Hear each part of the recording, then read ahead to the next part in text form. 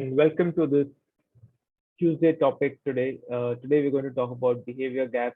We're recording late on Tuesday evening, so you're going to see this video on Wednesday morning.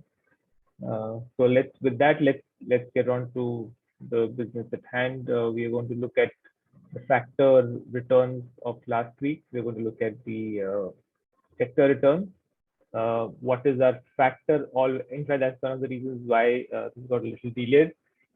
We ran the numbers for the May end and wanted to see if there is a change in the risk on risk off meter.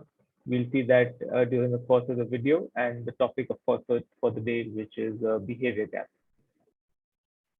With that, let's start on factor performance.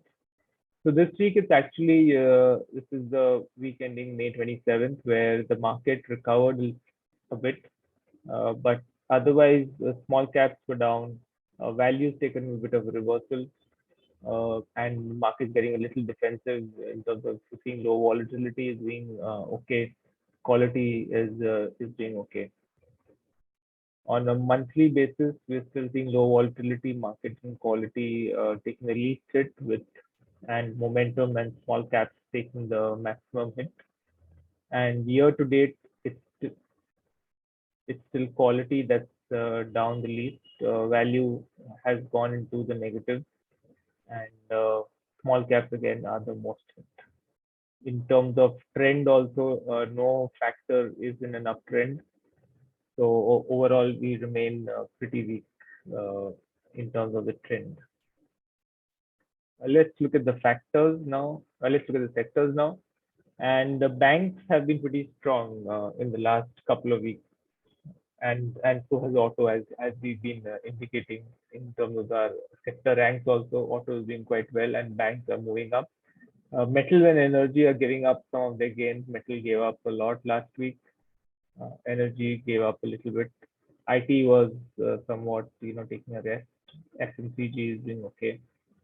For the month of May, auto, as we indicated last week, was doing well, so it's finished in the positive, and FMCG is just about flat. Banks are also doing okay, down just about 1%, but it's been metals, realty, and energy which took the maximum hit in the month of May.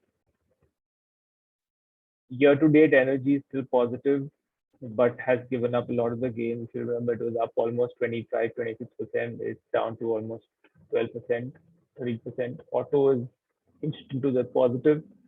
FMCG and banks are just about breaking even. And the biggest loser continues to be IT for the year. Let's look at the trend, and the trend, as we saw same as last week, auto, FMCG, and energy remain in an uptrend, whereas the rest of the sectors are still down. If you want all these details, in your inbox, you can subscribe to the factorinvestor.substack.com, and also go to our website and you can subscribe there also. With that, let's move to the topic for the day. The topic for the day is behavior gap, and I'm going to write about it this week also, but I thought I'll use the video to introduce the concept, at least, of behavior gap. The behavior gap was measured first in the US by this organization called Dalber, which is basically the difference between the investor return and the fund's return, or the index's return.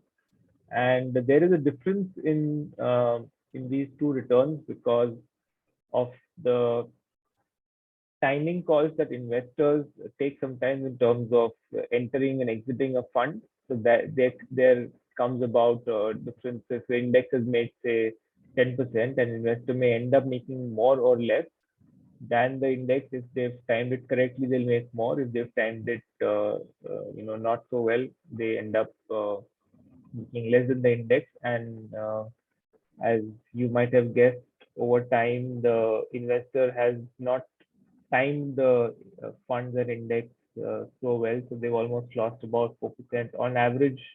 This is a loss to the investor over time, and currently it shows that investors have cost them about 4% per year. There's some controversy about the number, whether it's 4%, whether it's 2%, because different methodologies will give you different numbers. But the concept is there that, because of timing in and out of funds, investors end up giving up some of the returns that the index would have made otherwise, or the fund would have made otherwise. We've done our own calculations for India, and we share those with you in our email this week. And we found the incidentally the gap to be again in the region of 3 to 4%. So investors in India are not very different from investors globally, and that uh, and the behavior gap can, the only solution for a behavior gap is to improve your behavior and use strategies where you can stick to proper behavior, proper investing behavior, but don't try to time the market too much on your own. So, that would help to reduce the behavior gap. And this is a topic perhaps that we'll try and address this month in terms of what you can do.